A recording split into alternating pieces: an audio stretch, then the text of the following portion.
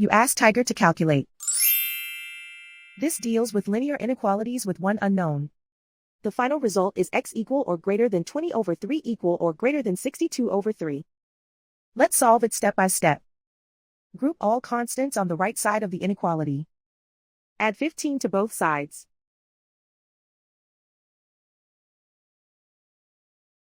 Simplify the arithmetic.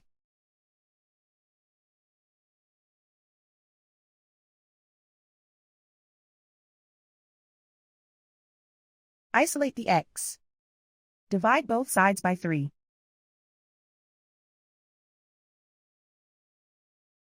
Simplify the fraction.